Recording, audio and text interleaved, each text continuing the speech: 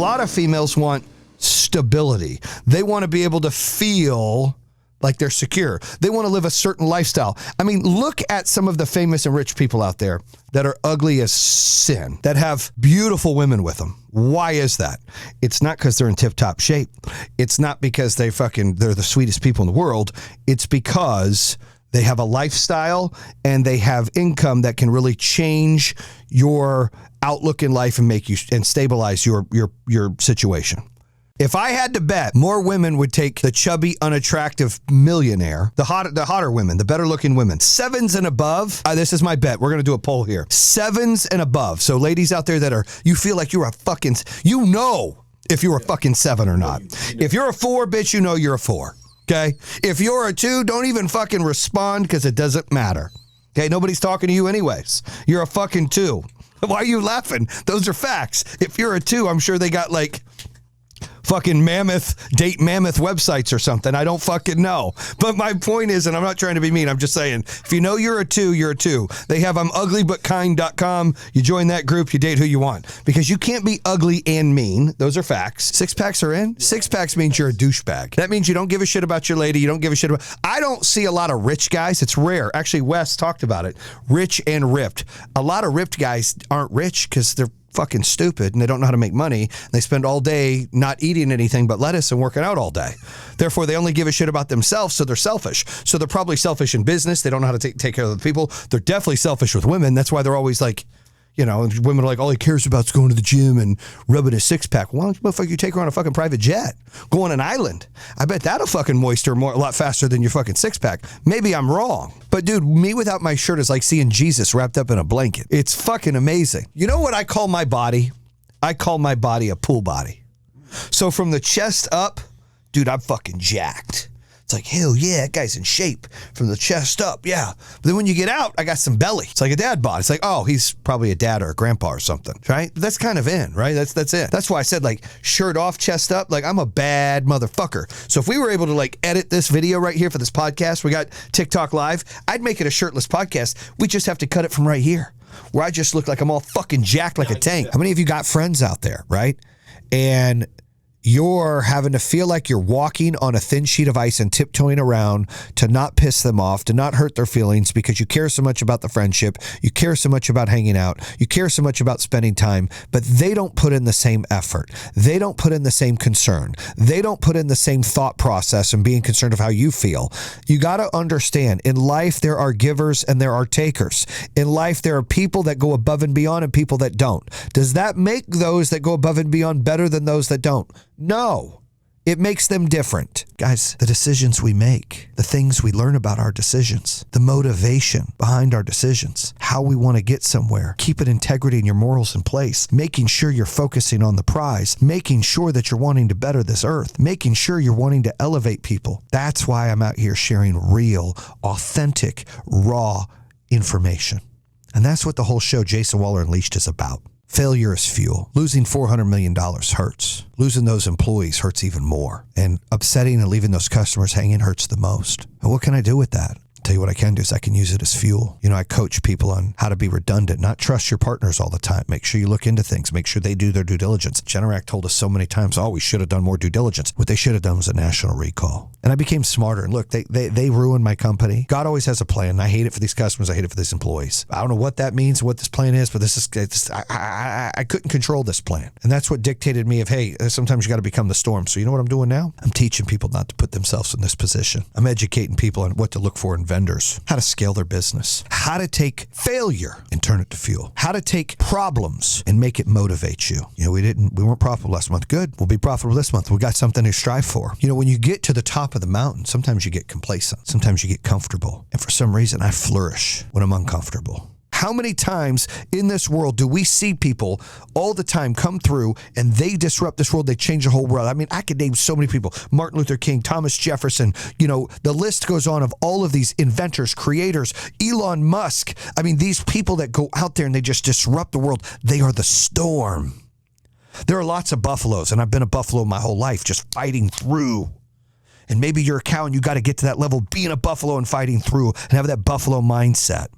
But be in the storm is when you graduate from being a buffalo and you're like, you know what? I fought all my battles. Now I'm going to create everything. I'm making my own battles now. And that's what I had to do. You've got to be the storm. You're the one who's got to create the havoc. You're the one who's got to turn it upside down. You're the one who's got to dictate what's next. You're the one that's got to go out and put out and draw your map and create it. You're the one that's got to start taking those levels and taking those steps and not letting now the outside world dictate what's going on or fighting through it. But sometimes you've got to create the disruption. Sometimes you've got to create the change. You've got to make a difference in this life. So the donkey and the tiger are having a walk. And the donkey says to the tiger, this grass is blue. And the tiger says to the donkey, no, donkey, the grass is green. The donkey says, no, it's not. The grass is blue. And the tiger says, donkey, you might be colorblind. The grass is green. And they're arguing for a few minutes. And the donkey goes, you know what, tiger? Let's go to the lion, the king of the jungle, and see what he says. So they trot on over to see the king of the jungle, the lion. And the donkey jumps up and says, lion, Mr. King of the Jungle, will you please explain here to the tiger that the grass is blue? And the lion says, indeed, the grass is blue. And the donkey says, see, I told you. Lion, can you punish the tiger for arguing with me about the grass being blue? And the lion says to the donkey, I will punish the tiger for that. The donkey says, thank you, and the donkey trots away. The tiger looks at the lion and says, lion, I will take my punishment as you are the king of the jungle. But clearly, sir, the grass is green. And the lion says to the tiger, the grass is green. And the tiger says to the lion, I don't understand why I'm being punished then if the grass is green. And the lion says, you're not being punished because the grass is green. You're being punished because you're a very reputable, honorable animal here in our kingdom. And you have wasted your time and my time arguing with a jackass who believes the grass is blue and will never change its mind. Therefore, you will be punished for wasting your time and my time on that. But you can't be a quitter. You can't let things hold you back. You can't be held hostage in life. You can't not bet on yourself because scared money don't make money, and you've got to learn to bet on yourself. You've got to learn to have confidence in yourself and take risks. You've got to risk things in order to get results, and that's why people will follow you, and that's why people will believe in you, because you believe in yourself and because you're risking things for yourself. You have to be able to do that, unless you just want to just fade away and be irrelevant. And some of you are okay with being that way. My dad was okay with being that way, and I love him for it. But if you got fire in your belly, and you're being held hostage to a job or a relationship that you need to move on from, by God, why are you wasting time? What are you doing? Don't wait. Do it now. Don't do it one day. Make today day one. Do it. Quit wasting everybody's time, especially yours, because you don't get it back. Scared money don't make money is important because maybe you're in a situation right now and you're like, I can't leave this job. Because you're held hostage, you're handcuffed. Well, if you don't bet on yourself and you don't take the risk, you'll never know. And the one thing you'll definitely feel like a loser and makes you the loser is having regret. Because if at least you take a shot, you're like, shit, didn't work out, didn't work out, I got to pivot, figure something else. But at least I tried. You go back years, you don't want to be laying in your deathbed or laying saying, I didn't try, I wish I could have, no. I tried. I tried to do what I was supposed to do. I tried to take a shot to grow. And I think that's really where scared money don't make money comes in. And I had this fire in my belly. And I bet some of you out there, you got fire in your belly too. And you're stuck at this job. And you feel hostage to this job. You feel hostage to the situation. You're handcuffed to the situation of, I got to keep this job because I got to keep these benefits because it's safe. I don't need to win. And I was falling into that cycle of, here I am busting my ass and I'm doing well. But I got nowhere to go. I got nowhere to grow. I got nowhere to move. Things aren't happening. Why? Why aren't I growing? Why aren't I able to take it to the next level? And it's discouraging. And I felt handcuffed. I felt hostage to the situation, to where that fire outdid everything. And I said, you know what? I'm going to bet on me. And I decided to open up a home security company. I took a chance. I bet on me. Whether you got money or you don't, you're on one side of the spectrum. When people are looking, you're going to have haters. You're going to have bullies. You're going to have people try to dictate your life because they either don't like what you have or don't like that you don't have it and don't give a shit. It's just how people are. And not all, but a lot of them. A lot of them just feel entitled. A lot of them are so insecure in life that they have to tear others down and they judge their inadequacies based on other people's success or failures. And it's fucked up. It's sad. You have to have confidence and you have to have assurance of yourself in order for people to follow you. It's the truth. You have to build a culture around there where people can succeed and grow in your business in order for your business to grow. It's true. You can't handcuff them. You can't keep them held hostage to not being able to grow. That's why in all my companies, I've always promoted within 90% of the time. You came in, started here, you moved all the way up in my business. I wasn't hiring from the outside because I gave that career path. I believe people take a job for 3 reasons. 1, they take a job for money. Obviously, people want the job for money. Okay. 2, they take the job because they can see the career growth opportunity. I see that I can get promoted and promoted and promoted. I see other examples of people getting promoted and promoted. You're not held hostage or handcuffed to grow. That's a big one. That was my biggest one. And then 3 is culture. First of all, you have to ask yourself if you want to win it. Because if you don't want to win it, this show today is not for you. If you just like where you're at and you're not hungry, this show's not for you. You should probably turn the fucking show off. Listen to something else. Go listen to somebody that's going to tell you, hey, it's okay. Here's your participation trophy. Good job, Jimmy. I'm not going to be that guy.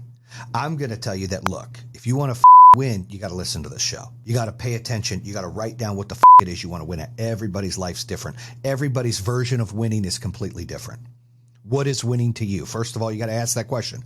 What is winning to me? What is it that I need to do to win? What looks like a win to me? What is it I'm winning at? Like, you start writing all this stuff down. Then you say, what is it going to cost me to win? What do I got to put in to win? What is my risk versus the reward? How do I get to the next level? Sometimes when you win, you lose. Sometimes you sacrifice too much to win. Sometimes you think and you're chasing the wrong thing to win, and you lose something you really enjoyed and had. You know, we have to have more gratitude and be grateful for what we have and not worry and stress about what we don't have. Now, don't get that twisted with, I still want to win. I want to climb the mountaintop. I want to be at the top of the mountain. I want to raise my hand. I want to do all the things. And if you're listening to my show, you probably want to do all the things too. But you got to pick what you're going to sacrifice and what you're chasing to win. Maybe your job is, you're in sales and you want to win. Well, how the do you win? Well, you've got to study. I'm a big believer in any kind of sales, any kind of position. Life is like a golf course, right? We all have our own rough that we got to deal with, the out of bounds, the water, the sand bunker, all that shit. It's the same thing in sales. You can't make excuses that one guy's numbers are better than yours. Your score is your score. And the cost there of winning is that person that's winning, they're sacrificing more than you. They're putting in more effort, more time, more energy, studying more, doing the things they need to do to win. In order to win, if that's what you want to do and that's what makes you happy, then you've got to figure out what the cost of that is and is it worth it? Winning doesn't care how sore you are. Winning doesn't care how much sleep you get. Winning doesn't care how hard you work at times. And sometimes a guy might outwork you and it isn't fair and he wins. And sometimes there's no justice to that. Winning requires all of you and then more, and it's the promises you nothing.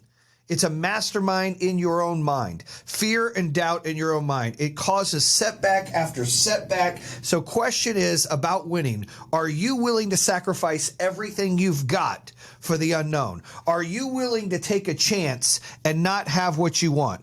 Are you willing to sit here and put in all the effort because you want to win so bad and the results might not be where you want to, what you want them to be? Become the storm. You're going to make your path and create the landscape that you want. You're going to take your to the next level. You're not going to take no for an answer. You're not going to make excuses. You're not going to procrastinate, waste time. You're going to challenge yourself and push yourself. You need to get coaching so you can be held accountable. You're going to put down your KPIs. You're going to put down your 30, 60, 90, 180 goals, and you're going to go crush it. That's what you need to do. That's what you need to get out of my show. If anything else, you need to get that out of my show. You need to be like, that makes sense. Ding, the bell went off.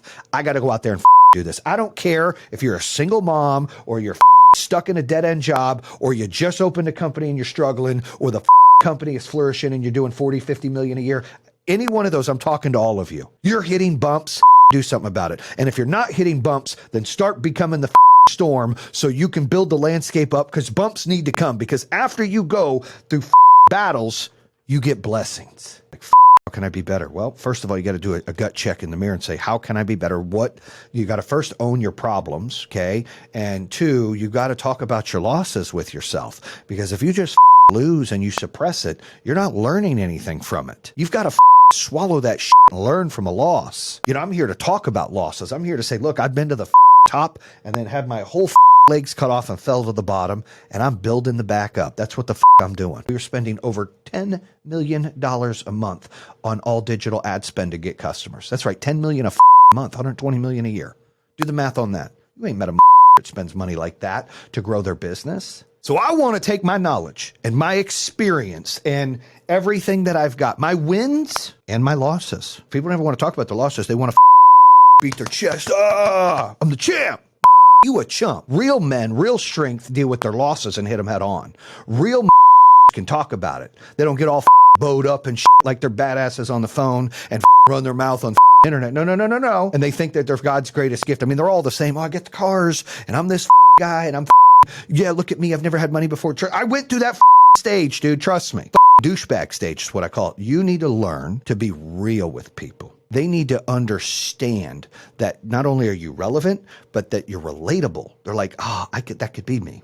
How to grow, how to hire, how to build culture. You know, there's 3 reasons why people take a job. 1, they take the job because they see career opportunity. They see the advancement. They see the staircase of growth. They're like, oh, I could do that. And you got to have real life examples. You got to showcase those employees that have started with you and grown up so you can say, hey, look, this can be you. That's 1. 2, money. Obviously, people want to chase some money. I get that. 3 is culture. You've got to learn how to do all 3 for your company. Almost always you want to be the buffalo. There are times you need to be the storm. What's that mean, Jason? Great question. That means when you're the storm, everything is up for grabs, meaning no more time for bullshit. All in, let's go. You control the entire landscape.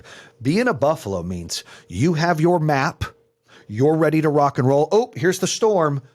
You run through it and hit it head on. When you're the storm, you're making the happen. You're the one that controls all of it. And it's hard to do and you can't do it every time. But there are times you got to be the storm. We allow what people's status is to really determine how we're going to act. I mean, think about it. You pull into a parking lot with whatever car you have, and if there's many more nicer cars than yours, in most cases, you're like, oh, it's kind of an embarrassing car. Or if your car is definitely the nicest and you're like, holy I got the nicest car in the parking lot and you got a lot of swagger.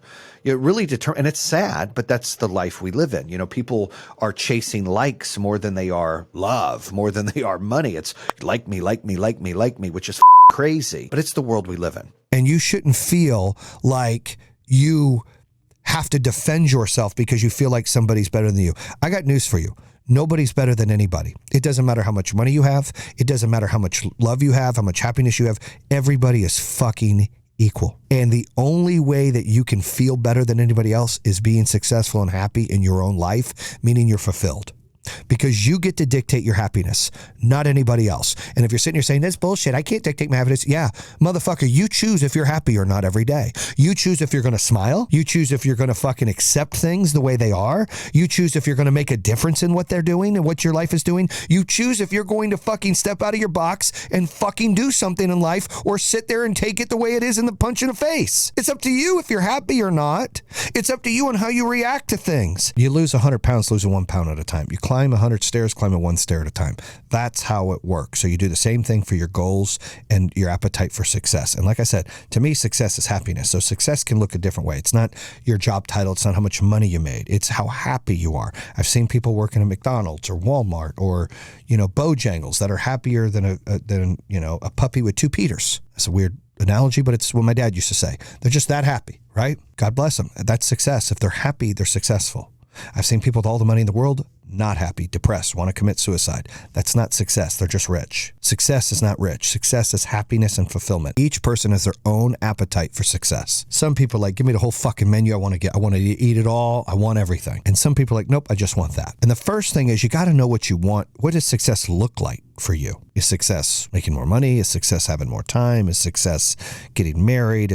What is success? Like for me, success is happiness. It's having fulfillment. I've had a lot of money, I've lost a lot of money, and I'm rebuilding money, right? But I also want to be challenged, and I'm hungry to matter, and I'm hungry to win, and I'm hungry to put a dent in the universe and make a difference in people's lives and make a difference for my family's lives. I'm hungry for all that, but I also want happiness. So you've got to ask yourself what success looks like for you, and then you've got to determine what your appetite is for that. Because every time you want to eat more on that menu for success, you have got to risk something. You're not going to get something on that menu and it not cost you something. It's going to cost you something. And that's why you've really got to determine your appetite of what it is you want, what you're willing to sacrifice. Because that's how it works. You eat everything on the menu, you're sacrificing getting fat. You're going to get some fucking lard on your ass, right? Is it worth the squeeze?